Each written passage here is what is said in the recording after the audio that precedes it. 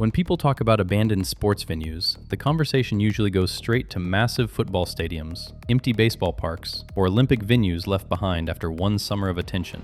But NBA arenas have their own version of that story. They are smaller than NFL stadiums, easier to redevelop, and usually located on valuable land, which means many of them do not stay abandoned for very long. They either get demolished, converted into something completely different, or erased so thoroughly that only the memories remain. Still, the NBA has left behind a surprising number of arenas that became empty, obsolete, repurposed, or demolished after their teams moved on. Some were outdated almost as soon as the league changed its business model. Others were built in the wrong place.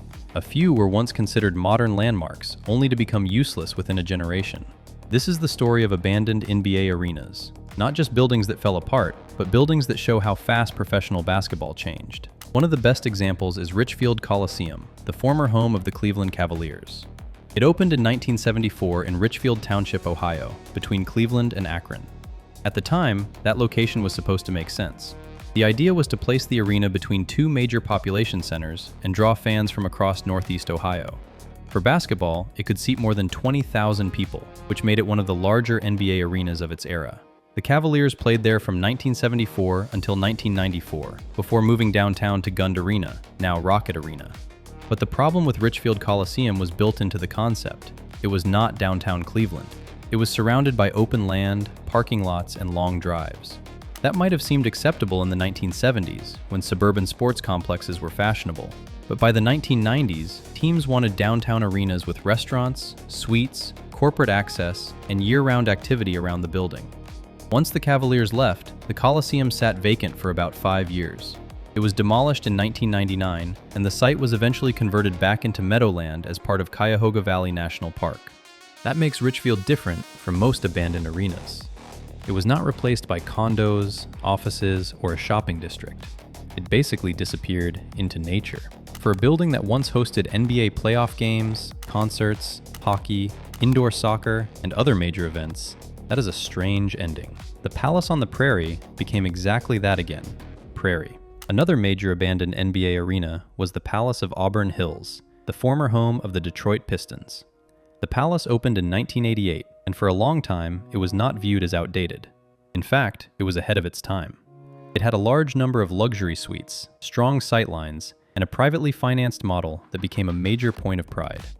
The Pistons played there from 1988 through 2017, and the building became tied to the franchise's greatest era. The Bad Boys Championships happened there. Later, the 2004 Pistons also made the building feel like one of the toughest road environments in the league. But the Palace had one issue that became harder to ignore. It was in Auburn Hills, not Detroit. When the Pistons moved to Little Caesars Arena in downtown Detroit, the Palace suddenly became a huge building without its main tenant. It closed in 2017 and was demolished by controlled implosion on July 11, 2020. What makes the Palace so interesting is that it was not some crumbling old arena from the 1950s. It was still relatively modern when it closed. Its downfall was not only about age, it was about location, ownership strategy, and the modern sports trend of putting teams back into downtown entertainment districts. The Palace represented one generation of NBA arena thinking. Little Caesars Arena represented the next one. In Sacramento, the former ARCO Arena, later known as Power Balance Pavilion and Sleep Train Arena, had a different kind of abandoned chapter. It opened in 1988 and became the home of the Sacramento Kings from 1988 until 2016. The arena was not glamorous, but Kings fans loved it because it was loud, compact, and intense. During the early 2000s, when the Kings were one of the best teams in the NBA, the building had a reputation as one of the toughest places to play. But by modern standards, the arena aged quickly. It lacked the premium spaces and downtown setting that newer NBA arenas were built around. When the Kings moved to Golden One Center in downtown Sacramento in 2016, the old arena lost its purpose. It later closed and was demolished in 2022.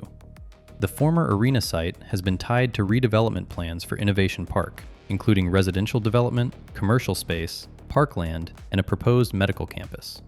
That old Kings Arena is a perfect example of how NBA buildings can become obsolete without being ancient. It opened in 1988, the same year as the Palace. Less than 30 years later, the Kings had already moved on. The Charlotte Coliseum tells a similar story, but with an even sharper twist. It opened in 1988 as the original home of the Charlotte Hornets. At the time, the Hive was enormous for basketball, with capacity figures that reached more than 24,000 during parts of its run. That size helped create massive crowds when the Hornets were new and popular, but the building was also a product of its era. Big seating bowl, fewer modern revenue features, and not enough of the luxury amenities teams came to expect.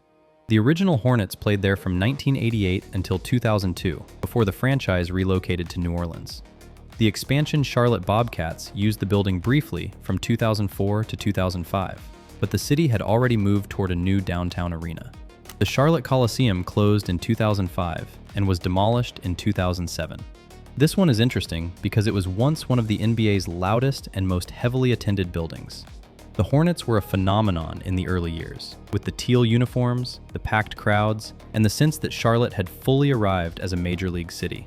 But the arena itself did not age with the business of the league. Within less than 20 years of opening, it was gone. Market Square Arena in Indianapolis had a more historic ending. It opened in 1974 and was home to the Indiana Pacers from their late ABA period through their rise as an NBA playoff force in the 1990s. Reggie Miller's prime years were tied to that building. It was also where Michael Jordan played his first NBA game after returning from baseball in March 1995. Outside basketball, Market Square Arena is remembered for another major piece of history. Elvis Presley's final concert took place there on June 26, 1977. The Pacers moved to Conseco Fieldhouse, now Gainbridge Fieldhouse, for the 1999-2000 season.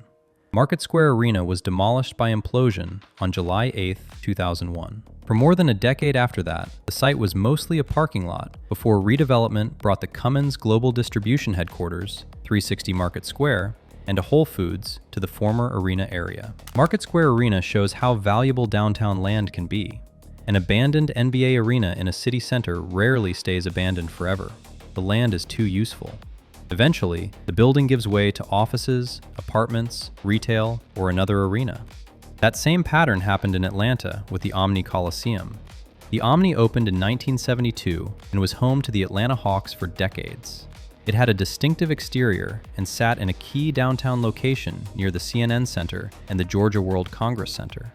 But the building developed serious problems. It had limited premium seating compared with newer arenas, and its structure became known for corrosion issues. By the 1990s, the Hawks needed a replacement, and Atlanta's pursuit of a new NHL team also required a modern arena. The Omni was demolished in 1997, and Phillips Arena, now State Farm Arena, opened on the same site in 1999.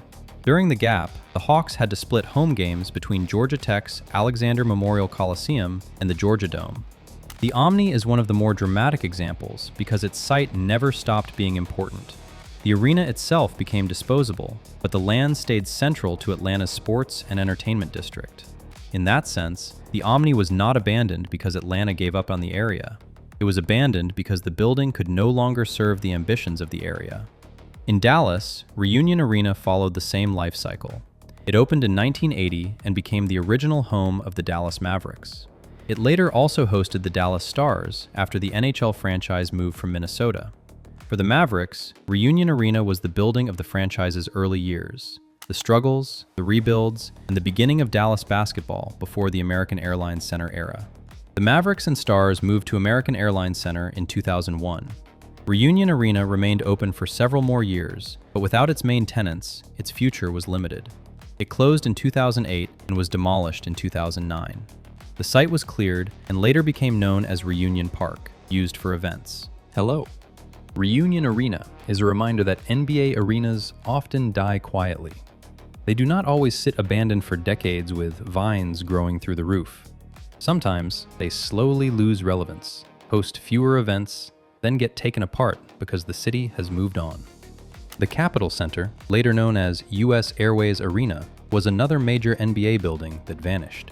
It opened in Landover, Maryland, and served as the home of the Washington Bullets, later the Wizards, before the team moved to downtown Washington, D.C. The building was part of the suburban arena model, lots of parking outside the city core, built for easy car access. That worked for a time, but once the Wizards and Capitals moved into what is now Capital One Arena in downtown D.C., the old suburban building lost its major league purpose. It was demolished in 2002, and the site was eventually redeveloped. The Capitol Center fits the same pattern as Richfield and the Palace. For years, suburban arenas looked like the future. Then the economics changed. Teams wanted downtown buildings tied to transit, restaurants, corporate clients, and real estate development. The old suburban arenas became stranded. The Houston Summit is a different case because it was not abandoned in the same way. It opened in 1975 and was the home of the Houston Rockets from 1975 until 2003. The Rockets won their 2 NBA championships while calling that building home. Later, the arena was known as Compaq Center. When the Rockets moved to Toyota Center, the old arena did not sit empty forever. It was converted into Lakewood Church's central campus, reopening in that role in 2005 after major renovations. This is one of the more unusual afterlives of any former NBA arena. The seating bowl, the scale, and the crowd flow systems were still useful, just for a completely different purpose. Instead of basketball games and championship banners, the building became one of the most famous megachurch facilities in the United States. So, while the Summit is not abandoned today, it belongs in this conversation because it shows the other path former NBA arenas can take. They do not always get blown up. Sometimes they get reborn. The Seattle Kingdome also deserves mention, even though it was not a traditional basketball arena. The Supersonics played there from 1978 to 1985, using the massive domed stadium during a key era of the franchise. The Kingdome was better known for the Seahawks and Mariners, but it also hosted NBA basketball, including Supersonics history. It was demolished by implosion on March 26, 2000, after Seattle's stadium needs shifted and newer venues replaced it. The Kingdome shows how strange NBA venue history can be. Not every former NBA home was a purpose-built arena. Some teams spent years in multi-use domes, convention halls, or oversized buildings that would feel completely wrong by today's NBA standards. Hello. The broader story here is that abandoned NBA arenas are usually not abandoned because fans stopped caring. They are abandoned because the league's business changed. In the 1970s and 1980s, an arena needed seats, parking, and a roof. By the 1990s and 2000s, it needed luxury suites, club areas, naming rights potential, restaurants, team stores, wider concourses, better loading docks, broadcast infrastructure, and a location that could support a full entertainment district. That is why so many former NBA arenas had short lives. The Charlotte Coliseum lasted less than 20 years. ARCO Arena lasted less than 30 years as an NBA home. The Palace of Auburn Hills was once a model arena and still came down after only 32 years. These buildings were not all failures. Some were incredibly successful, but success did not protect them from becoming outdated. The abandoned NBA arena is really a story about pressure. Pressure from owners who want more revenue.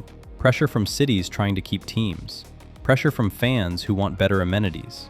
Pressure from leagues that keep raising expectations. And pressure from land values, because once a team leaves, an empty arena becomes a giant question. What else could this land become? In the end, most abandoned NBA arenas do not become ruins. They become memories, parking lots, churches, parks, offices, or new arenas. Richfield became Meadowland. The Palace became redevelopment land. ARCO became part of a larger development plan. The Omni became the site of State Farm Arena. Market Square became downtown mixed-use development. The Summit became Lakewood Church. And that is what makes these places interesting. NBA arenas are built to feel permanent. They are where franchises introduce new eras, raise banners, retire jerseys, and build identity. But the buildings themselves are often temporary. The team moves on, the league moves on, the city moves on, and eventually, the arena that once felt like the center of everything becomes a place people only remember when they drive past the site and say, "That used to be where the games were."